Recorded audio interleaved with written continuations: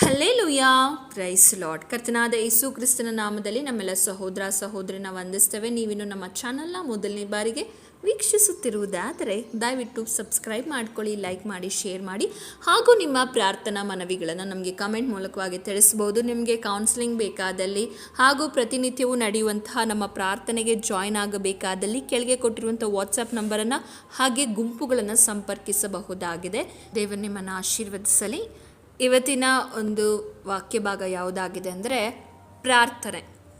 ಈ ಸಂದೇಶವನ್ನು ಪ್ರಾರಂಭಿಸುವುದಕ್ಕಿಂತ ಮುಂಚೆ ಒಂದು ಚಿಕ್ಕ ಪ್ರಾರ್ಥನೆ. ಪರಿಶುದ್ಧನೂ ಅತ್ಯುನ್ನತನೂ ಆಗಿರುವ ತಂದೆಯಾದ ದೇವರೇ, ನಿಮ್ಮ ನಾಮಕ್ಕೆ ಸ್ತುತಿ ಸ್ತೋತ್ರ ಉಂಟಾಗಲಿ. ಕೊಟ್ಟಂಥ ಸುಂದರವಾದ ಸಮಯಕ್ಕಾಗಿ ನಾವು ಸ್ತೋತ್ರ ಸಲ್ಲಿಸ್ತಾ ಇದ್ದೇವೆ. ಈ ವಾಕ್ಯವನ್ನು ಹೇಳುವಾಗ ಮಾತನಾಡುವುದು ನಾನಲ್ಲ, ನನ್ನ ಸ್ವಂತ ಬುದ್ಧಿ ಜ್ಞಾನದಿಂದಲ್ಲ.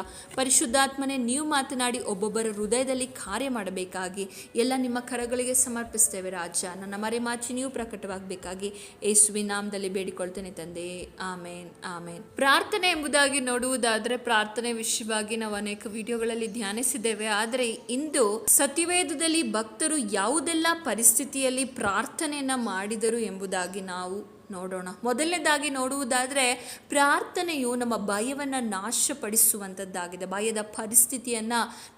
ಭಯದ ಪರಿಸ್ಥಿತಿಯಲ್ಲಿ ನಾವು ಪ್ರಾರ್ಥಿಸುವಾಗ ಭಯವನ್ನು ಹೋಗಲಾಡಿಸುವಂಥದ್ದಾಗಿದೆ. ಎರಡನೇದಾಗಿ ನೋಡುವುದಾದರೆ ಸೈತಾನನ ಸರಪಳಿಯನ್ನು ಮುರಿಯುವಂಥದ್ದಾಗಿದೆ. ಸೈತಾನನ ಸುಳ್ಳನ್ನು ಮೌನಗೊಳಿಸುವಂಥದ್ದಾಗಿದೆ.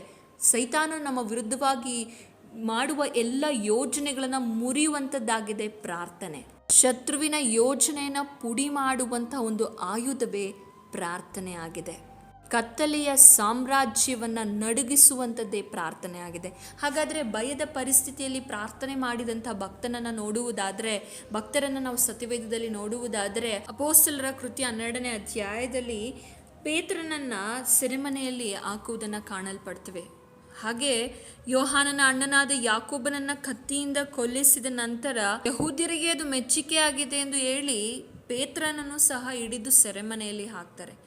ಪೇತ್ರನನ್ನ ಸೆರೆಮನೆಯಲ್ಲಿ ಹಾಕಿ ಅವನ ಕಾಯಲಿಕ್ಕೆ 4 ಸಿಪಾಯಿಗಳನ್ನ ಗುಂಪನ್ನ ಪೇತ್ರನನ್ನ ಕಾಯಲು ನೇಮಿಸಿರುವುದನ್ನು ನಾವು ಸತ್ಯವೇದದಲ್ಲಿ ಕಾಣಲ್ಪಡ್ತೇವೆ. ಆದರೆ ಈ ಸಮಯದಲ್ಲಿ ಈ ಭಯದ ವಾತಾವರಣದಲ್ಲಿ ಸಭೆಯವರು ಏನು ಮಾಡ್ತಾ ಇದ್ದಾರೆ ಅಂದರೆ ಸುಮ್ಮನೆ ಇರ್ತಾ ಇಲ್ಲ, ಅವರು ಪ್ರಾರ್ಥನೆನ ಮಾಡ್ತಾ ಇದ್ದಾರೆ. ನಮ್ಮ ಜೀವಿತದಲ್ಲೂ ಕೂಡ ಈ ಕಾಲಘಟ್ಟಗಳಲ್ಲಿ ಅನೇಕ ಭಯವನ್ನು ಹುಟ್ಟಿಸುವಂಥ ಪರಿಸ್ಥಿತಿಗಳು, ಸಂದರ್ಭಗಳು, ಸವಾಲುಗಳು ಉಂಟಾಗ್ತಾ ಇದೆ. ಆದರೆ ಇಲ್ಲಿಯೂ ಕೂಡ ಅದೇ ರೀತಿಯಾಗಿ ಯಾಕೋಬನನ್ನು ಕೊಲ್ಲಿಸಿದ್ದಾರೆ. ಈಗ ಪೇತ್ರನನ್ನು ಕೂಡ ಕರೆದುಕೊಂಡೋಗಿ ಸೆರೆಮನೆಯಲ್ಲಿ ಹಾಕಿದ್ದಾರೆ. ಇಂತಹ ಒಂದು ಸಮಯದಲ್ಲಿ, ಇಂತಹ ಒಂದು ಭಯದ ಪರಿಸ್ಥಿತಿಯಲ್ಲಿ ಸಭೆಯವರೆಲ್ಲರೂ ಸೇರಿ ಪ್ರಾರ್ಥನೆಯನ್ನು ಮಾಡ್ತಾ ಇದ್ದಾರೆ. ಹೇಗೆ ಪ್ರಾರ್ಥನೆ ಅಂದರೆ ಆಸಕ್ತಿಯಿಂದ ಪ್ರಾರ್ಥನೆಯನ್ನು ಮಾಡ್ತಾ ಇದ್ದಾರೆ. ನಿಮ್ಮ ಜೀವಿತದಲ್ಲೂ ಅಷ್ಟೇ, ನೀವು ಭಯದ ಅವಸ್ಥೆಯಲ್ಲಿರುವಾಗ ಪ್ರಾರ್ಥನೆಗಳನ್ನು ಮಾಡಿರಿ. ನಾವು ಆ ವಾಕ್ಯವನ್ನು ಓದುವುದಾದರೆ ಅಪೊಸ್ತಲರ ಕೃತ್ಯ 12ನೇ ಅಧ್ಯಾಯ 5ನೇ ವಚನದಲ್ಲಿ ಪೇತ್ರನು ಸೆರೆಮನೆಯೊಳಗೆ ಕಾವಲಲ್ಲಿದ್ದಾಗ ಸಭೆಯವರು ಅವನಿಗೋಸ್ಕರ ಆಸಕ್ತಿಯಿಂದ ದೇವರಿಗೆ ಪ್ರಾರ್ಥನೆ ಮಾಡುತ್ತಿದ್ದರು. ಹೆರೋದನು ಅವನನ್ನು ಜನರ ಮುಂದೆ ತರಿಸಬೇಕೆಂದಿದ್ದ ದಿವಸದ ಹಿಂದಿನ ರಾತ್ರಿಯಲ್ಲಿ ಪೇತ್ರನು 2 ಸರಪಣಿಗಳಿಂದ ಕಟ್ಟಲ್ಪಟ್ಟವನಾಗಿ 2 ಸಿಪಾಯಿಗಳ ನಡುವೆ ನಿದ್ರೆ ಮಾಡುತ್ತಿದ್ದನು. ಇಲ್ಲಿ ನಾವು ನೋಡ್ತೇವೆ, ಪೇತ್ರನು ಮಾತ್ರ ಹಾಯಾಗಿ ನಿದ್ರೆ ಮಾಡ್ತಾ ಇದ್ದಾನೆ, ಆದರೆ ಸಭೆಯವರು ಅವನಿಗೋಸ್ಕರ ಪ್ರಾರ್ಥನೆ ಮಾಡುವುದನ್ನು ನಾವು ಕಾಣಲ್ಪಡ್ತೇವೆ. ಆಸಕ್ತಿಯಿಂದ ಪ್ರಾರ್ಥನೆಯನ್ನ ಮಾಡುವಾಗ ನಮ್ಮ ಭಯದ ಅವಸ್ಥೆಯಿಂದ ಕರ್ತನು ನಮ್ಮನ್ನು ಬಿಡಿಸುವ ಆತನಾಗಿದ್ದಾನೆ. ಪೇತ್ರನು ಸೆರೆಮನೆಯಲ್ಲಿ ನಿದ್ರೆ ಮಾಡ್ತಾ ಇದ್ದಾನೆ, ಆದರೆ ಪ್ರಾರ್ಥಿಸ್ತಾ ಇದ್ದಂಥ ಜನರ ಪ್ರಾರ್ಥನೆಯನ್ನು ದೇವರು ಕೇಳಿ ದೇವರು ಉತ್ತರವನ್ನು ಕೊಡ್ತಾ ಇದ್ದಾರೆ. 7ನೇ ವಚನಕ್ಕೆ ಬರುವಾಗ ಪಕ್ಕನೆ ಕರ್ತನ ದೂತನು ಪೇತ್ರನೆದುರಿಗೆ ನಿಂತು ಅವನಿದ್ದ ಕೋಣೆಯೊಳಗೆ ಬೆಳಕು ಹೊಳೆಯಿತು. ಅವನು ಪೇತ್ರನನ್ನು ಪಕ್ಕೆ ತಟ್ಟಿ ಎಬ್ಬಿಸಿ ತಟ್ಟನೆ ಹೇಳು ಅಂದನು. ಆಗಲೇ ಅವನ ಕೈಕಾಲುಗಳಿಗೆ ಹಾಕಿದ್ದ ಸರಪಣಿಗಳು ಕಳಚಿ ಬಿದ್ದವು. ಆ ದೂತನು ಅವನಿಗೆ ನಡುಕಟ್ಟಿಕೊಂಡು ನಿನ್ನ ಕೆರೆಗಳನ್ನು ಮೆಟ್ಟಿಕೋ ಎಂದು ಹೇಳಲು ಅವನು ಹಾಗೆಯೇ ಮಾಡಿದನು. ನಿನ್ನ ಮೇಲಂಗಿಯನ್ನು ಹಾಕಿಕೊಂಡು ನನ್ನ ಹಿಂದೆ ಬಾ ಅಂದನು. ಅವನು ಹೊರಗೆ ಬಂದು ಆ ದೂತನ ಹಿಂದೆ ಹೋಗುತ್ತಾ ದೂತನ ಮೂಲಕವಾಗಿ ನಡೆದ ಸಂಗತಿ ನಿಜವಾದುದೆಂದು ತಿಳಿಯದೆ ತಾನು ನೋಡಿದ್ದು ಕನಸು ಎಂದು ನೆನೆಸಿದನು. ಅವರು 1ನೆಯ 2ನೆಯ ಕಾವಲುಗಳನ್ನು ದಾಟಿ ಪಟ್ಟಣಕ್ಕೆ ಹೋಗುವ ಕಬ್ಬಿಣದ ಬಾಗಿಲಿಗೆ ಬಂದಾಗ ಅದು ತನ್ನಷ್ಟಕ್ಕೆ ತಾನೇ ಅವರಿಗೆ ತೆರೆಯಿತು.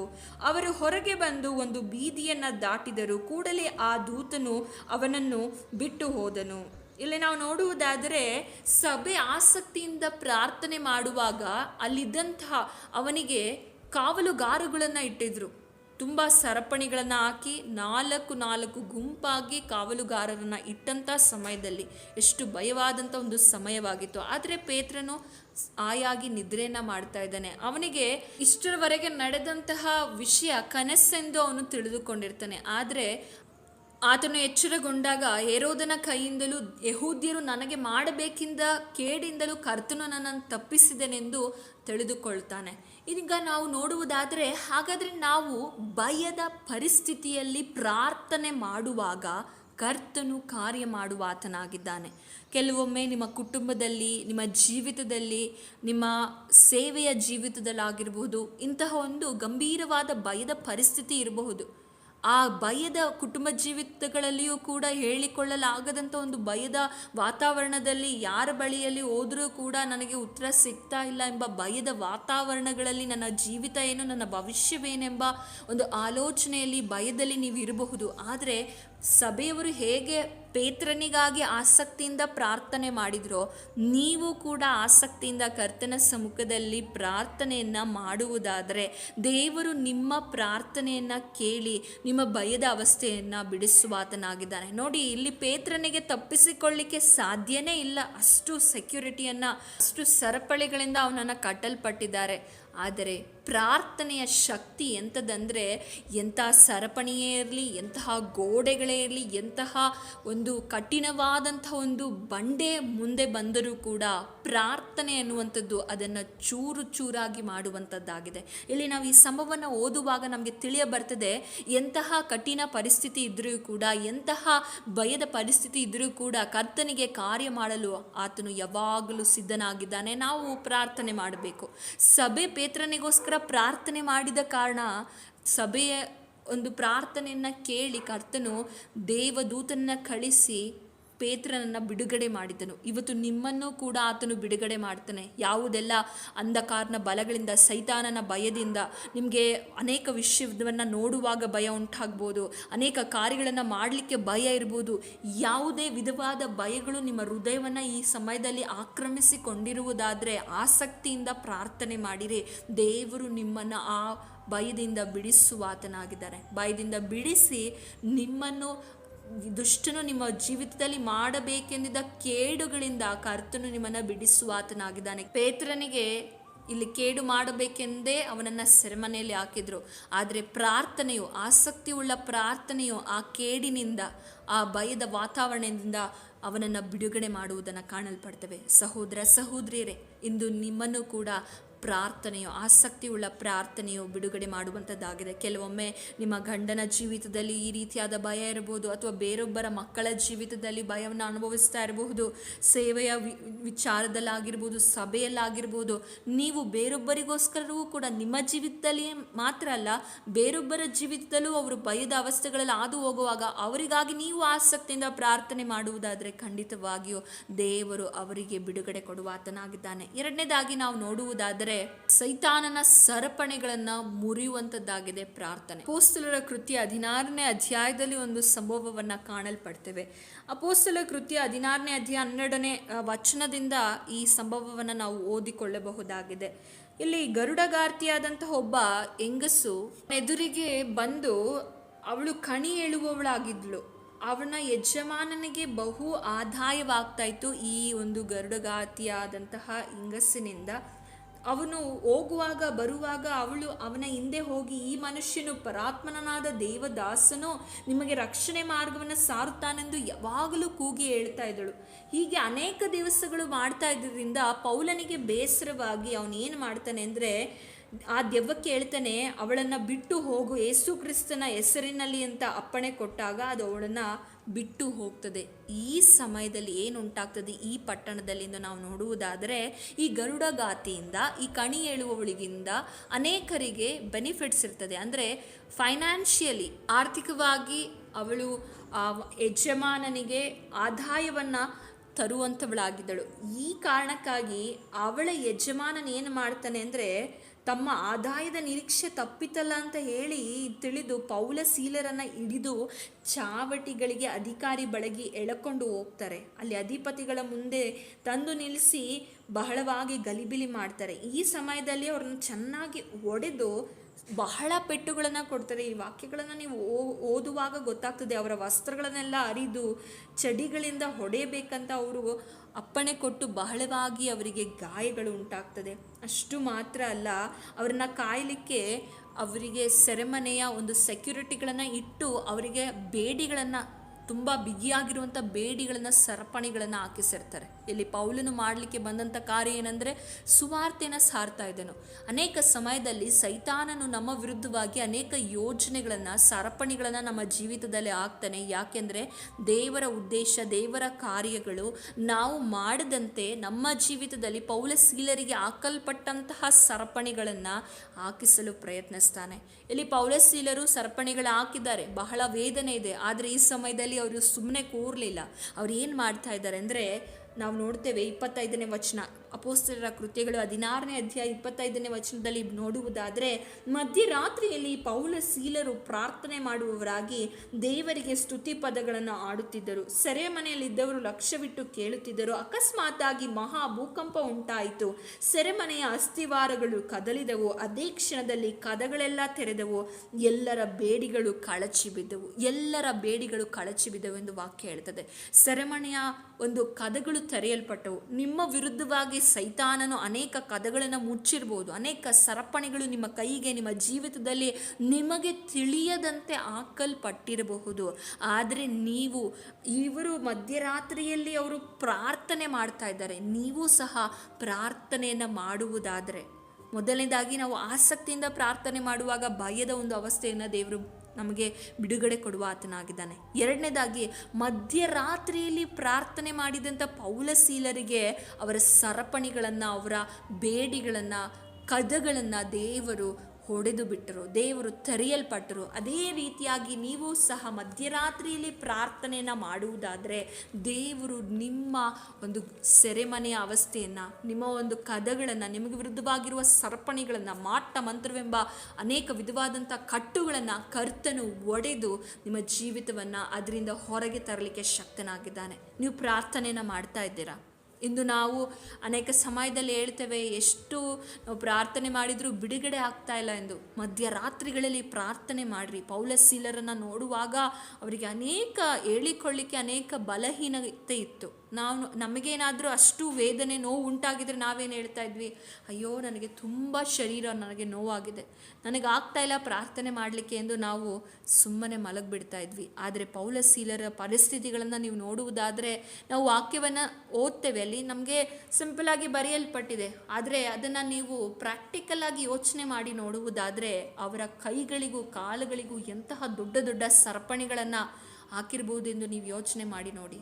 ಅಂಥ ಸಮಯದಲ್ಲೂ ಮೈಯೆಲ್ಲ ಏಟಾಗಿದೆ, ಬಹಳ ಪೆಟ್ಟುಗಳು ಬಿದ್ದಿದೆ, ಸರಪಣಿ ಹಾಕಿದ್ದಾರೆ. ಅದರ ಜೊತೆಯಲ್ಲಿ ಮಧ್ಯರಾತ್ರಿಯಲ್ಲಿ ಅವರು ತಮ್ಮ ಶರೀರದ ಮೇಲೆ ಅವರು ಯೋಚನೆ ಮಾಡದೆ, ತಮಗಾದ ಗಾಯದ ಮೇಲೆ ಯೋಚನೆ ಮಾಡದೆ ದೇವರನ್ನು ಪ್ರಾರ್ಥನೆ ಮಾಡ್ತಾ ಇದ್ದಾರೆ. ಯಾಕೆಂದರೆ ನನ್ನ ದೇವರು ಈ ಒಂದು ಪರಿಸ್ಥಿತಿಯಿಂದ ನನಗೆ ಬಿಡುಗಡೆಯನ್ನು ಕೊಡಿಸಲು ಶಕ್ತನಾಗಿದ್ದಾನೆ.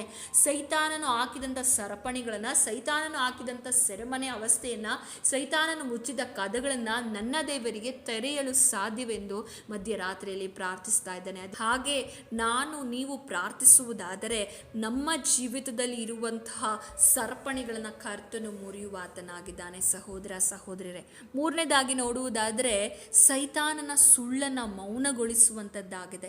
ಸೈತಾನ ನಮ್ಮ ವಿರುದ್ಧವಾಗಿ ಅನೇಕ ಸುಳ್ಳುಗಳನ್ನು ನಮ್ಮ ಜೀವಿತದಲ್ಲಿ ಮಾಡಲಿಕ್ಕೆ ಪ್ರಯತ್ನಿಸ್ತಾನೆ. ಆ ಸಮಯದಲ್ಲಿ ನಾವು ಪ್ರಾರ್ಥನೆಯನ್ನು ಮಾಡುವವರಾಗಬೇಕು. ದಾವೀದನ ಜೀವಿತದಲ್ಲಿ ನೋಡುವಾಗ ಅವನ ವಿರುದ್ಧವಾಗಿ ಅನೇಕ ಸುಳ್ಳು ಆರೋಪಗಳು, ಅವನ ವಿರುದ್ಧವಾಗಿ ಅನೇಕ ಕಾರ್ಯಗಳು ಸುಳ್ಳಾಗಿ ಬಂದ ಸಮಯದಲ್ಲೂ ಕೂಡ ಅವನು ಪ್ರಾರ್ಥನೆ ಮಾಡಿದನು.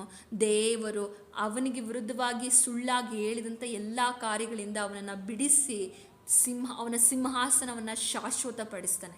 ನಮ್ಮ ವಿರುದ್ಧವಾಗಿಯೂ ಕೂಡ ಅನೇಕ ಸುಳ್ಳುಗಳು ಬರಬಹುದು. ದಾವೀದನ ವಿರುದ್ಧವಾಗಿ ಅಬ್ಸಲೋಮನು ದಾವೀದನ ವಿರುದ್ಧವಾಗಿ ಎದ್ದಾಗ ಶಿಮ್ಯ ಮಗ ಹೀಗೆ ಹೇಳ್ತಾನೆ, ನೀನು ಸೌಲನ ಒಂದು ಸಿಂಹಾಸನವನ್ನು ಮೋಸದಿಂದ ಕಿತ್ತುಕೊಂಡಿದ್ದಕ್ಕೆ ಇವತ್ತು ನಿನಗೆ ಈ ಪರಿಸ್ಥಿತಿ ಬಂದು ಎಂದು ಅವನನ್ನು ಹೀಯಾಳಿಸ್ತಾನೆ, ಅವಮಾನಿಸ್ತಾನೆ. ಸುಳ್ಳಾದ ಆರೋಪಗಳನ್ನು, ನಿಂದನೆಯ ಮಾತುಗಳನ್ನು ದಾವೀದನ ವಿರುದ್ಧವಾಗಿ ಶಿಮ್ಯ ಮಗನು ಆಡುವುದನ್ನು ನಾವು ನೋಡ್ತೇವೆ. ಶಿಮ್ಮಿ ಎಂಬುವವನು ದಾವೀದನಿಗೆ ವಿರುದ್ಧವಾಗಿ ಶಪಿಸ್ತಾ ಇದ್ದಾನೆ, ಅವನ ಮೇಲೆ ಸುಳ್ಳಾದ ಆರೋಪಗಳನ್ನು ಮಾಡ್ತಾ ಇದ್ದಾನೆ. ನಾವು ನೋಡುವುದಾದರೆ ಅವನು ಹೇಗೆ ಶಪಿಸ್ತಾ ಇದ್ದಾನೆ ಅಂದರೆ, ಕೊಲೆಗಾರನೇ, ನೀಚನೇ, ನಡೆ, ಸೌಲನ ರಾಜ್ಯವನ್ನು ಕಸಿಕೊಂಡು ಅವನ ಮನೆಯವರನ್ನು ಕೊಂದಿದ್ದಕ್ಕಾಗಿ ಯೆಹೋವನಿಗೆ ಮೂಯಿ ತೀರಿಸ್ತಾ ಇದ್ದಾನೆ. ನಿನ್ನ ಮಗನೇ ನಿನ್ನ ರಾಜ್ಯವನ್ನು ಕಸಿಕೊಳ್ಳುವಂತೆ ಮಾಡಿದ್ದಾನೆ ಎಂದು ಅವನ ವಿರುದ್ಧವಾಗಿ ಸುಳ್ಳನ್ನು, ಅವನ ವಿರುದ್ಧವಾಗಿ ಶಾಪಗಳನ್ನು ಹಾಕುವುದನ್ನು ನಾವು ನೋಡ್ತಾ ಇದ್ದೇವೆ. ಆದರೆ ಈ ಸಮಯದಲ್ಲಿ ದಾವೀದನು ದೇವರಿಗೆ, ಶತ್ರು ಬಾಧಿತನಾದಂತಹ ದಾವೀದನು ದೇವರಿಗೆ ಪ್ರಾರ್ಥನೆ ಮಾಡ್ತಾ ಇದ್ದಾನೆ. ಅವನ ಸುಳ್ಳುಗಳನ್ನು ಕೇಳಿದಂಥ ದಾವೀದನು ಏನು ಮಾಡ್ತಿದ್ದಾನೆ? ಪ್ರಾರ್ಥನೆ ಮಾಡ್ತಾ ಇದ್ದಾನೆ. ಈ ಸಮಯದಲ್ಲಿ ನಿಮ್ಮ ವಿರುದ್ಧವಾಗಿಯೂ ಕೂಡ ಅನೇಕ ಸುಳ್ಳುಗಳು, ಆರೋಪಗಳು ಬಂದಿರಬಹುದು. ಸೈತಾನನು ನಿಮ್ಮ ವಿರುದ್ಧವಾಗಿ ಅನೇಕ ಸುಳ್ಳುಗಳನ್ನು ಎಬ್ಬಿಸಿರಬಹುದು. ಆದರೆ ನೀವು ದೇವರ ಬಳಿಯಲ್ಲಿ ಪ್ರಾರ್ಥಿಸುವುದಾದರೆ ದೇವರೇ ನಿಮ್ಮ ಗೌರವಕ್ಕೆ ಆಧಾರನು, ನಿಮ್ಮ ತಲೆಯನ್ನು ಎತ್ತುವಂತೆ ಮಾಡುವವನು ಆಗಿದ್ದಾನೆ. ದಾವೀದನು ಕೀರ್ತನೆಯಲ್ಲಿ ಹೇಳ್ತಾ ಇದ್ದಾನೆ, ಏನೆಂದು ಹೇಳ್ತಾ ಇದ್ದಾನೆ ಅಂದರೆ, ಕೀರ್ತನೆಗಳು 3 ನಾವು ನೋಡಬಹುದಾಗಿದೆ. 3ನೇ ವಚನ, ಆದರೂ ಯೆಹೋವನೇ ನೀನು ನನ್ನನ್ನು ಕಾಯುವ ಗುರಾಣಿ, ನೀನು ನನ್ನ ಗೌರವಕ್ಕೆ ಆಧಾರನು, ನನ್ನ ತಲೆಯನ್ನು ಎತ್ತುವಂತೆ ಮಾಡುವವನು ಆಗಿದೆ. ನಿಮ್ಮ ತಲೆಯನ್ನು ತಗ್ಗಿಸಲಿಕ್ಕೆ ಶತ್ರು ಅನೇಕ ಸುಳ್ಳುಗಳನ್ನು ನಿಮ್ಮ ವಿರುದ್ಧವಾಗಿ ಹೇಳುವಾಗ ಕರ್ತನ ಸಮ್ಮುಖದಲ್ಲಿ ನೀವು ಪ್ರಾರ್ಥನೆ ಮಾಡುವುದಾದರೆ ದೇವರೇ ನಿಮ್ಮನ್ನು ಕಾಯುವ ಗುರಾಣಿ ಆಗಿದ್ದಾನೆ. ದೇವರೇ ನಿಮ್ಮ ಕಾಯುವಂತಹ ಆಶ್ರಯ ದುರ್ಗವಾಗಿದ್ದಾನೆ. ದೇವರೇ ನಿಮ್ಮ ಗೌರವಕ್ಕೆ ಆಧಾರವಾಗಿದ್ದು ನಿಮ್ಮ ತಲೆಗಳನ್ನು ತಗ್ಗಿಸಲ್ಪಡಲಿಕ್ಕೆ ದೇವರು ಬಿಡೋದಿಲ್ಲ.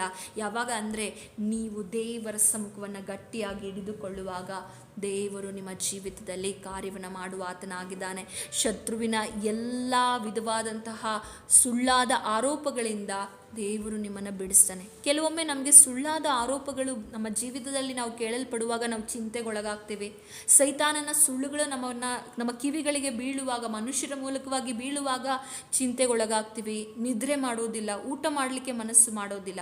ಆದರೆ ದಾವೀದನು ಮಾತ್ರ ದೇವರನ್ನು ಆಶ್ರಯಿಸಿಕೊಂಡಿದ್ದಾನೆ. ಅದಕ್ಕೆ ಅವನು ಏನು ಹೇಳ್ತಾ ಇದ್ದಾನೆ? ದೇವರಲ್ಲಿ ಪ್ರಾರ್ಥಿಸಿ ಅವನು ಏನು ಹೇಳ್ತಾ ಇದ್ದಾನೆ ಅಂದರೆ, 3ನೇ ಕೀರ್ತನೆಗಳು 5ನೇ ವಚನದಲ್ಲಿ, ಯೆಹೋವನು ನನ್ನನ್ನು ಕಾಪಾಡುವವನಾದುದರಿಂದ ನಾನು ಮಲಗಿಕೊಂಡು ನಿದ್ದೆ ಮಾಡಿ ಸುಖವಾಗಿ ಎಚ್ಚರಗೊಂಡೆನು. ನೋಡಿ, ಅವನು ಸುಖವಾಗಿ ಮಲಗಿಕೊಳ್ತಾ ಇದ್ದಾನೆ, ಅವನು ಸುಖವಾಗಿ ಮಲಗಿ ಎಚ್ಚರಗೊಳ್ತಾ ಇದ್ದಾನೆ. ಇನ್ನು ನಾವು ನಿದ್ರೆಗೆಡಲಿಕ್ಕೆ ಕಾರಣ ಏನಾಗ್ತಾ ಇದೆ ಅಂದರೆ, ನಾವು ಚಿಂತೆಗೊಳಗಾಗಲಿಕ್ಕೆ ಕಾರಣ ಏನಂದರೆ, ನಾವು ಇನ್ನೂ ದೇವರನ್ನು ಆಶ್ರಯಿಸಿಕೊಳ್ಳದೇ ಇರುವುದು, ಇನ್ನೂ ದೇವರ ಬಳಿ ಪ್ರಾರ್ಥನೆ ಮಾಡದೇ ಇರುವಂಥದ್ದು ಆಗಿದೆ. ಸಹೋದರ ಸಹೋದರರೇ, ನೀವು ಪ್ರಾರ್ಥನೆ ಮಾಡುವುದಾದರೆ ಸೈತಾನ ನಿಮ್ಮ ವಿರುದ್ಧವಾಗಿ ತರುವಂಥ ಸುಳ್ಳನ್ನು ದೇವರು ಏನು ಮಾಡುವ ಆತನಾಗಿದ್ದಾನೆ ಅಂದರೆ ಅದರಿಂದ ನಿಮ್ಮನ್ನು ಬಿಡಿಸಿ ಕಾಪಾಡುವ ಆತನಾಗಿದ್ದಾನೆ. ಮತ್ತೆ ನಾವು ನೋಡುವುದಾದರೆ ಎಫೆಸದವರಿಗೆ ಬರೆದ ಪತ್ರಿಕೆ 6ನೇ ಅಧ್ಯಾಯದಲ್ಲಿ ನಮಗೆ ತಿಳಿಯಪಡಿಸುವ ಪ್ರಕಾರವಾಗಿ ನಮಗೊಂದು ಯುದ್ಧ ಇದೆ. ಆ ಯುದ್ಧ ಮನುಷ್ಯರ ಸಂಗಡ ಅಲ್ಲ, ಬದಲಾಗಿ ಸೈತಾನನ ಸಂಗಡ. ಸೈತಾನನ ಸಂಗಡ ನಾವು ಹೋರಾಡಲಿಕ್ಕೆ ನಮಗೆ ದೇವರು ದಯಪಾಲಿಸುವ ಸರ್ವಾಯುಧದಲ್ಲಿ ಪ್ರಾರ್ಥನೆಯೂ ಕೂಡ ಒಂದಾಗಿದೆ. ಪ್ರಾರ್ಥನೆ ಎಂಬ ಆಧ್ಯಾತ್ಮಿಕವಾದ ಆಯುಧವನ್ನು ನಾವು ಧರಿಸುವುದಾದರೆ ನಾವು ಸೈತಾನನ ವಿರುದ್ಧವಾಗಿ ಹೋರಾಡಲು ನಮಗೆ ಸಾಧ್ಯ. ನಮ್ಮಲ್ಲಿ ಪ್ರಾರ್ಥನೆ ಇಲ್ಲದೇ ಇದ್ದರೆ, ನಮ್ಮಲ್ಲಿ ನಾವು ಹೆಚ್ಚಾಗಿ ದೇವರನ್ನು ಆಶ್ರಯಿಸಿಕೊಳ್ಳದೇ ಇದ್ದರೆ ನಾವು ಸೈತಾನನ ವಿರುದ್ಧವಾಗಿ ಹೋರಾಡಲಿಕ್ಕೆ ಸಾಧ್ಯವಿಲ್ಲ. ದೇವರು ಕೊಡುವ ಸರ್ವಾಯುಧದಲ್ಲಿ ಪ್ರಾರ್ಥನೆಯೂ ಒಂದಾಗಿದೆ. ಈ ಪ್ರಾರ್ಥನೆ ಎಂಬ ಆಧ್ಯಾತ್ಮಿಕವಾದ ಒಂದು ಗುಂಡು ನಮ್ಮಲ್ಲಿ ಇರುವಾಗ ಶತ್ರುವಿನ ಎಲ್ಲ ಸರಪಣಿಗಳು, ಯೋಜನೆಗಳು ನಾಶ ಮಾಡುವಂಥದ್ದಾಗಿದೆ. ಸಹೋದರ ಸಹೋದರಿಯರೇ, ಮತ್ತೆ ನೋಡುವುದಾದರೆ ಪ್ರಾರ್ಥನೆಯನ್ನು ಮಾಡುವಾಗ ಕತ್ತಲೆಯ ಸಾಮ್ರಾಜ್ಯವನ್ನು ನಡುಗಿಸುವಂಥದ್ದಾಗಿದೆ ಪ್ರಾರ್ಥನೆ. ಇದಕ್ಕೆ ಉದಾಹರಣೆಯಾಗಿ ನಾವು ನೋಡುವುದಾದರೆ ಸತ್ಯವೇದದಲ್ಲಿ ದಾನಿಯೇಲನನ್ನು ಕುರಿತು ನೋಡಬಹುದು. ದಾನಿಯೇಲನು ಪ್ರಾರ್ಥಿಸುವಾಗ ಅಲ್ಲಿನ ಸಾಮ್ರಾಜ್ಯವನ್ನು ನಡುಗಿಸಿದಂಥದ್ದಾಗಿದೆ. ಅದಕ್ಕೆ ದಾನಿಯೇಲನು ಪ್ರಾರ್ಥನೆ ಮಾಡಿದಾಗ ದೇವರು ಅವನಿಗೆ ಉತ್ತರವನ್ನು ಮೊದಲನೇ ದಿವಸವೇ ಕಳಿಸಿರ್ತಾರೆ. ಆದರೆ ಆ ಉತ್ತರವನ್ನು ಪಡೆದುಕೊಳ್ಳುವುದಾದರೆ ಅಲ್ಲಿನ ದುಷ್ಟನ ಸಾಮ್ರಾಜ್ಯದಲ್ಲಿ ಅದು ತಡೆ ಉಂಟು ಮಾಡುವಂಥದ್ದು ಎಂದು ತಿಳಿದು ದಾನಿಯೇಲನಿಗೆ ಉತ್ತರವನ್ನು ತಲುಪದ ಹಾಗೆ ಕಾರ್ಯ ಮಾಡುವುದನ್ನು ನಾವು ಸತ್ಯವೇದದಲ್ಲಿ ಓದಲ್ಪಡ್ತೇವೆ. ಹಾಗಾದರೆ ಯಾಕೆ ತಡೆ ಹಿಡಿದನು? ದಾನಿಯೇಲನು ಮೊದಲನೇ ದಿವಸವೇ ಉತ್ತರವನ್ನು ಹೊಂದಿಕೊಂಡಿದ್ದನು. ತಡೆ ಹಿಡಿದಿದ್ದು ಯಾಕೆ ಅಂದರೆ ದಾನಿಯೇಲನು ಉತ್ತರವನ್ನು ಹೊಂದಿಕೊಂಡ್ರೆ ನನ್ನ ಸಾಮ್ರಾಜ್ಯವು ಕದಲುವಂಥದ್ದಾಗಿದೆ, ನನಗೆ ಇಲ್ಲಿ ಸ್ಥಾನ ಇರೋದಿಲ್ಲ, ನನಗಿಲ್ಲಿ ನಾನು ಆಳ್ವಿಕೆ ಮಾಡಲಿಕ್ಕೆ ಸಾಧ್ಯವಿಲ್ಲ ಎಂದು ತಿಳಿದಂತಹ ಸೈತಾನನು ಅವನ ಪ್ರಾರ್ಥನೆಯನ್ನು ತಡೆ ಹಿಡಿಯುವುದನ್ನು ನೋಡ್ತೇವೆ. ಹಾಗಾದರೆ ದಾನಿಯೇಲನ ಪ್ರಾರ್ಥನೆ ಎಂಥ ಪ್ರಾರ್ಥನೆ ಆಗಿತ್ತಂದರೆ ಕತ್ತಲೆಯ ಶಕ್ತಿಗಳನ್ನು, ಕತ್ತಲೆಯ ಸಾಮ್ರಾಜ್ಯವನ್ನು ನಡುಗಿಸುವಂಥ ಪ್ರಾರ್ಥನೆ ದಾನಿಯೇಲನದಾಗಿತ್ತು. ಇವತ್ತು ನಾವು ಪ್ರಾರ್ಥನೆಗಳನ್ನು ಸಾಧಾರಣವಾಗಿ 5 ನಿಮಿಷ 10 ನಿಮಿಷ ಮಾಡ್ತಾ ಇದ್ದೇವೆ. ಈ ಪ್ರಾರ್ಥನೆ ಸಾಕಾಗೋದಿಲ್ಲ. ನಮ್ಮ ಸೇವೆಯು ಬೆಳೆಯಬೇಕು, ನಮ್ಮ ಆತ್ಮಿಕ ಜೀವಿತ ಗಟ್ಟಿಯಾಗಬೇಕು, ನಾವು ಪರಲೋಕ ರಾಜ್ಯಕ್ಕೆ ಈ ಪಾಪದ ಲೋಕದಲ್ಲಿ ಸೇರಬೇಕು, ನಮ್ಮ ಆತ್ಮವನ್ನು, ನಮ್ಮ ರಕ್ಷಣೆಯನ್ನು ನಾವು ಕಾಪಾಡಿಕೊಳ್ಳಬೇಕಂದ್ರೆ ನಾವು ಹೋರಾಡಿ ದಾನಿಯೇಲನ ಹಾಗೆ ಪ್ರಾರ್ಥನೆಯನ್ನು ಮಾಡಬೇಕು. ದಾನಿಯೇಲನ ಬರೀ ಯಾವುದೋ ಒಂದು ಸಮಯದಲ್ಲಿ ಮಾಡ್ತಾ ಇರಲಿಲ್ಲ ಪ್ರಾರ್ಥನೆ, ಎಡ್ಡ ಬಿಡದೆ 3 ಆವರ್ತಿ ಪ್ರಾರ್ಥನೆ ಮಾಡ್ತಾ ಇದ್ದನು. ಕೆಲವೊಂದು ಸಮಯದಲ್ಲಿ ನಾವು ನಮಗೆ ಇಷ್ಟವಾಗಿರುವಂಥ ಕಾರ್ಯಗಳನ್ನು ಎಂದಿಗೂ ಮಿಸ್ ಮಾಡೋದಿಲ್ಲ, ಆದರೆ ಪ್ರಾರ್ಥನೆಗಳನ್ನು ಮಾಡುವಾಗಲೇ ನಾವು ಅನೇಕ ನೆಪಗಳನ್ನು ಹೇಳ್ತೇವೆ. ದಾನಿಯೇಲನ ಪ್ರಾರ್ಥನೆ ಕತ್ತಲೆ ಸಾಮ್ರಾಜ್ಯ ನಡುಗಿಸ್ತು. ಅದಕ್ಕೆ ನೋಡಿ, ಪ್ರಾರ್ಥನೆ ಮಾಡುವಂಥ ವ್ಯಕ್ತಿಯನ್ನು ಸೈತಾನನು ಎಂದಿಗೂ ಅಲುಗಾಡಿಸಲಿಕ್ಕೆ ಸಾಧ್ಯ ಇಲ್ಲ. ದಾನಿಯೇಲನ ಪುಸ್ತಕವನ್ನು ನೀವು ಓದುವಾಗ ಅಲ್ಲಿ ಅನೇಕ ರಾಜ್ಯಗಳು, ಅನೇಕ ರಾಜರುಗಳು ಬದಲಾದರು, ಆದರೆ ದಾನಿಯೇಲನು ಮಾತ್ರ ಇದ್ದ ಸ್ಥಾನದಲ್ಲಿಯೇ ಅವನು ಇರಲಿಕ್ಕೆ ಕಾರಣ ಏನಂದರೆ ಅವನನ್ನು ಯಾವ ದುಷ್ಟನು, ಶತ್ರುವು ಮುಟ್ಲಿಕ್ಕೆ ಸಾಧ್ಯವಿಲ್ಲ. ಯಾಕೆಂದರೆ ಅವನೊಬ್ಬ ಪ್ರಾರ್ಥನೆ ಮಾಡುವಂತಹ, ಕತ್ತಲೆಯ ಸಾಮ್ರಾಜ್ಯವನ್ನು ನಡುಗಿಸುವಂತಹ ಒಬ್ಬ ವ್ಯಕ್ತಿಯಾಗಿದ್ದ. ಆದ ಕಾರಣವೇ ಸೈತಾನನು ಅನೇಕ ಸಮಯದಲ್ಲಿ ಅವನ ವಿರುದ್ಧವಾಗಿ ಅನೇಕ ಸಂಚುಗಳನ್ನು ಮಾಡಿದನು, ಆದರೆ ಯಾವ ಸಂಚುಗಳು ನೆರವೇರಲಿಲ್ಲ. ನಾವು ಕೂಡ ನಮ್ಮ ಜೀವಿತದಲ್ಲಿ ನಾವು ಪ್ರಾರ್ಥನೆ ಮಾಡುವಾಗ, ಹೋರಾಡಿ ಪ್ರಾರ್ಥಿಸುವಾಗ ಅನೇಕ ಸಂಚುಗಳನ್ನು, ನಾವು ದೇವರಿಗೆ ಒಳ್ಳೆಯ ಸಂಬಂಧವನ್ನು ಇಟ್ಟುಕೊಳ್ಳದ ಹಾಗೆ, ಸೇವೆಯಲ್ಲಿ ಪ್ರಗತಿ ಹೊಂದದ ಹಾಗೆ, ಕುಟುಂಬದಲ್ಲಿ ಸಮಾಧಾನ ಹೊಂದದ ಹಾಗೆ, ಆತ್ಮಿಕವಾಗಿ ಗಟ್ಟಿಯಾಗಿ ನಿಂತುಕೊಳ್ಳದ ಹಾಗೆ, ನಮ್ಮ ಸಾಕ್ಷಿಗಳು ಕರ್ತನ ಮುಂದೆ ಮೆಚ್ಚುಗೆಯಾಗಿ ಇರದ ಹಾಗೆ ಅನೇಕ ಸಮಯದಲ್ಲಿ ನಮ್ಮ ಜೀವಿತದಲ್ಲೂ ದಾನಿಯೇಲನಿಗೆ ಉಂಟಾದ ಶೋಧನೆಯ ರೀತಿಯಲ್ಲಿ ಕಾರ್ಯ ಮಾಡ್ತಾನೆ. ಆದರೆ ದಾನಿಯೇಲನನ್ನು ಆ ಶೋಧನೆಯಲ್ಲಿ ಬೀಳಿಸಲಿಕ್ಕೆ ಸಾಧ್ಯ ಯಾಕಾಗಲಿಲ್ಲ ಅಂದರೆ ಅವನೊಬ್ಬ ಪ್ರಾರ್ಥಿಸುವ ವ್ಯಕ್ತಿ ಆಗಿದ್ದನು. ನೀವು ಪ್ರಾರ್ಥಿಸುವಂಥ ವ್ಯಕ್ತಿ ಆಗಿದ್ದರೆ ನಿಮ್ಮ ಜೀವಿತದಲ್ಲಿ ಶೋಧನೆ ಎಲ್ಲರಿಗೂ ಬರ್ತದೆ. ದಾನಿಯೇಲನಿಗೆ ಸಿಂಹದ ಗವಿಯಲ್ಲಿ ಹಾಕಲಿಕ್ಕೆ ಶೋಧನೆ ಬಂತು, ಆದರೆ ಆ ಶೋಧನೆಯಲ್ಲಿ ಬೀಳದಂತೆ ದೇವರು ತಪ್ಪಿಸಿ ಕಾಪಾಡಿದರು. ಯಾಕೆಂದರೆ ಅವನೊಬ್ಬ ಪ್ರಾರ್ಥಿಸುವಂತಹ ವ್ಯಕ್ತಿಯಾಗಿದ್ದನು. ನೀವು ಪ್ರಾರ್ಥಿಸುವುದಾದರೆ ಕತ್ತಲೆಯ ಸಾಮ್ರಾಜ್ಯವನ್ನು, ಕತ್ತಲೆಯ ಕಾರ್ಯಗಳನ್ನು ನಡುಗಿಸುವಂಥ ಒಂದು ಆಯುಧವೇ ಪ್ರಾರ್ಥನೆ ಆಗಿದೆ. ಈ ಪ್ರಾರ್ಥನೆಯನ್ನು ನಾವು ಮಾಡುವವರಾಗಬೇಕು. ದಾನಿಯೇಲನಿಗೆ ಉತ್ತರವನ್ನು ದೇವರು ಮೊದಲನೇ ದಿನವೇ ಕೊಟ್ಟಿದ್ದರು. ಅವನು ಯಾವುದಕ್ಕೋಸ್ಕರ ಪ್ರಾರ್ಥನೆ ಮಾಡ್ತಾ ಇದ್ದನೋ, ತನ್ನ ಜನರ ಬಿಡುಗಡೆಗೋಸ್ಕರವಾಗಿ, ತನ್ನ ಜನರು ಬಿಡುಗಡೆ ಆಗಲಿಕ್ಕೋಸ್ಕರವಾಗಿ ಪ್ರಾರ್ಥನೆ ಮಾಡ್ತಾ ಇದ್ದನು. ನಾವು ಕೂಡ ಇವತ್ತು ಪ್ರಾರ್ಥನೆ ಮಾಡ್ತಾ ಇದ್ದೀವ, ನಮ್ಮ ಸಹೋದರ ಸಹೋದರಿಯರು ಕತ್ತಲೆಯಲ್ಲಿದ್ದಾರೆ, ಅದರಿಂದ ಬಿಡುಗಡೆ ಆಗಲಿಕ್ಕೆ ನಾವು ಪ್ರಾರ್ಥನೆ ಮಾಡ್ತಾ ಇದ್ದೀವ. ದಾನಿಯೇಲನ ಹಾಗೆ ನಾವು ದಾನಿಯೇಲನ ಹಾಗೆ ಪ್ರಾರ್ಥಿಸುವುದಾದರೆ ಎಲ್ಲ ಸಮಯದಲ್ಲೂ ಹೋಗಿ ನಾವೆಲ್ಲರಿಗೂ ಕರಪತ್ರ ಕೊಟ್ಟು ಡೈರೆಕ್ಟಾಗಿ ಸುವಾರ್ತೆ ಹೇಳಲಿಕ್ಕೆ ಸಾಧ್ಯವಿಲ್ಲದ ಪರಿಸ್ಥಿತಿಗಳಲ್ಲಿ ದಾನಿಯೇಲನ ಹಾಗೆ ನಾವು ಪ್ರಾರ್ಥನೆಯನ್ನು ಮಾಡುವವರಾಗಬೇಕು. ದಾನಿಯೇಲನು ಪ್ರಾರ್ಥನೆ ಮಾಡ್ತಾ ಇದ್ದಾನೆ ತನ್ನ ಜನರ ಬಿಡುಗಡೆಗೋಸ್ಕರವಾಗಿ. ಯೆರೂಸಲೇಮಿನ ಕಡೆಗೆ ತನ್ನ ಮುಖವನ್ನು ನೋಡ್ತಾ ಇದ್ದಾನೆ, ದೇವಾಲಯದ ಕಡೆಗೆ ತಿರುಗಿ ಪ್ರಾರ್ಥನೆ ಮಾಡ್ತಾ ಇದ್ದಾನೆ. ಯಾಕಾಗಿ? ತನ್ನ ಜನರ ಬಿಡುಗಡೆಗೋಸ್ಕರವಾಗಿ. ತನ್ನ ಜನರ ಬಿಡುಗಡೆಗೋಸ್ಕರವಾಗಿ ಪ್ರಾರ್ಥಿಸ್ತಾ ಇದ್ದಂಥ ದಾನಿಯೇಲನು, ದೇವರು ಅವನ ಪ್ರಾರ್ಥನೆಯನ್ನು ಕೇಳಿ ಆ ಜನರಿಗೆ ಬಿಡುಗಡೆನ ಕೊಡ್ತಾರೆ. ನಿಮ್ಮ ಪ್ರಾರ್ಥನೆಯನ್ನು ಕೇಳಿ ದೇವರು ಕೂಡ ಅನೇಕ ಜನರಿಗೆ ಬಿಡುಗಡೆ ಕೊಡುವ ಆತನಾಗಿದ್ದಾನೆ. ನೀವು ಪ್ರಾರ್ಥನೆ ಮಾಡಿರಿ, ನಿಮ್ಮ ಸುತ್ತಮುತ್ತಲಿರುವಂಥವ್ರಿಗಾಗಿ, ಹಾಗೆ ನಿಮ್ಮ ಸಭೆಯಲ್ಲಿರುವವರಿಗಾಗಿ, ಕಟ್ಟಲ್ಪಟ್ಟಂಥ ಜನರಿಗೋಸ್ಕರವಾಗಿ ನೀವು ಪ್ರಾರ್ಥನೆ ಮಾಡುವುದಾದರೆ ದೇವರು ನಿಮ್ಮ ಪ್ರಾರ್ಥನೆಯನ್ನು ಕೇಳಿ ಆ ಜನರನ್ನು ಅಲ್ಲಿಂದ ಬಿಡಿಸುವ ಆತನಾಗಿದ್ದಾನೆ. ಯಾವ ದುಷ್ಟನು ನಿಮ್ಮನ್ನು ಏನು ಮಾಡಲಿಕ್ಕೆ ಸಾಧ್ಯ ಇಲ್ಲ. ಅನೇಕರಿಗೆ ಭಯ ಇರ್ತದೆ, ನಾನು ಈ ರೀತಿಯಾಗಿ ಪ್ರಾರ್ಥನೆ ಮಾಡಿದರೆ, ಈ ರೀತಿಯಾಗಿ ದೇವರ ಸಮ್ಮುಖದಲ್ಲಿ ನಾನು ಹೆಚ್ಚಾಗಿರುವಾಗ ಸೈತಾನನು ನನ್ನ ವಿರುದ್ಧವಾಗಿ ಕಾರ್ಯ ಮಾಡ್ತಾನೆ ಎಂಬ ಭಯ ನಿಮ್ಮಲ್ಲಿ ಇರಬಹುದು. ಆದರೆ ಭಯಪಡಬೇಡಿ. ಸೈತಾನನು ಶೋಧನೆ ಮಾಡಲಿಕ್ಕೆ, ನಿಮ್ಮನ್ನು ಬೀಳಿಸಲಿಕ್ಕೆ ಅನೇಕ ಉಪಾಯಗಳನ್ನು ಹುಡುಕ್ತಾನೆ. ಆದರೆ ದಾನಿಯೇಲನಿಗೂ ಹುಡುಕಿ ಕಾರ್ಯ ಮಾಡಿದನು, ಆದರೆ ದೇವರು ಅದರಿಂದ ತಪ್ಪಿಸಿ ಕಾಪಾಡಿದನು. ನಿಮ್ಮ ಜೀವಿತದಲ್ಲೂ ಅಷ್ಟೇ ದೇವರು ತಪ್ಪಿಸಿ ಕಾಪಾಡುವ ಆತನಾಗಿದ್ದಾನೆ. ದೇವರ ವಾಕ್ಯದ ಮೂಲಕ ನಿಮ್ಮ ಸಂಗಡ ಮಾತನಾಡಿದ್ದಾರೆ ಎಂದು ಭಾವಿಸ್ತೇನೆ. ಪ್ರಾರ್ಥನೆನ ಮಾಡೋಣ. ಒಬ್ಬೊಬ್ಬರು ಒಂದೊಂದು ಪರಿಸ್ಥಿತಿಗಳಲ್ಲಿ ಪ್ರಾರ್ಥನೆ ಮಾಡಿ ಜಯವನ್ನು ಕಂಡುಕೊಂಡರು. ನಾವು ಕೂಡ ಪ್ರಾರ್ಥನೆ ಮಾಡಿ ಜಯವನ್ನು ಕಂಡುಕೊಳ್ಳೋಣ. ಈ ಸಮಯದಲ್ಲಿ ದೇವರ ವಾಕ್ಯದ ಮೂಲಕ ನಿಮ್ಮ ಸಂಗಡ ಮಾತನಾಡಿದ್ದಾರೆ, ಆಶೀರ್ವದಿಸಲ್ಪಟ್ಟಿದ್ದೀರಾ ಎಂದು ಭಾವಿಸಿ ನಾನು ಈ ಸಮಯದಲ್ಲಿ ನಿಮಗಾಗಿ ಪ್ರಾರ್ಥನೆ ಮಾಡ್ತೇನೆ. ಪರಿಶುದ್ಧನಾಗಿರುವ ದೇವರೇ, ನಿಮ್ಮ ನಾಮಕ್ಕೆ ಸ್ತೋತ್ರವಾಗಲಿ. ಕೊಟ್ಟಂಥ ಒಳ್ಳೆಯ ವಾಕ್ಯಕ್ಕಾಗಿ ಸ್ತೋತ್ರ ಸ್ವಾಮಿ. ಹೌದು ರಾಜ್ಯ, ಪ್ರಾರ್ಥನೆಯ ವಿಷಯವಾಗಿ ಆಳವಾದ ಸಂಗತಿಗಳನ್ನು ಈ ದಿನದಲ್ಲಿ ನಮಗೆ ತಿಳಿಸಿಕೊಟ್ಟಿದ್ದೀರಾ, ಅದಕ್ಕಾಗಿ ಸ್ತೋತ್ರ. ಈ ವಿಡಿಯೋವನ್ನು ಕೇಳಿದ ಸಹೋದರ ಸಹೋದರಿಯ ಹೃದಯದಲ್ಲಿ ಪ್ರಾರ್ಥನೆಯ ವಿಷಯದಲ್ಲಿ ದೇವರೇ ನೀನು ಕಾರ್ಯ ಮಾಡು. ಯಾವುದೆಲ್ಲ ಸ್ಥಳದಲ್ಲಿ ಅವರು ಬಿದ್ದು ಹೋಗಿದ್ದಾರೋ ಅವರಿಗೆ ಪ್ರಾರ್ಥಿಸಲಿಕ್ಕೆ ನೀನು ಬಲವನ್ನು ಅನುಗ್ರಹಿಸಬೇಕಾಗಿ ಪ್ರಾರ್ಥಿಸ್ತೇನೆ. ಎಲ್ಲ ನಿಮ್ಮ ಕರದಲ್ಲಿ ಒಪ್ಪಿಸಿಕೊಡ್ತೇವೆ ರಾಜ. ನೀನು ಕಾರ್ಯ ಮಾಡು, ನೀನು ತಾನೇ ನಡೆಸಬೇಕಾಗಿ ಯೇಸುವಿನ ನಾಮದಲ್ಲಿ ಬೇಡಿಕೊಳ್ತೇನೆ ತಂದೆಯೇ. ಆಮೇನ್ ಆಮೇನ್. ದೇವ್ರು ನಿಮ್ಮನ್ನು ಆಶೀರ್ವದಿಸಲಿ. Thanks for watching. God bless you.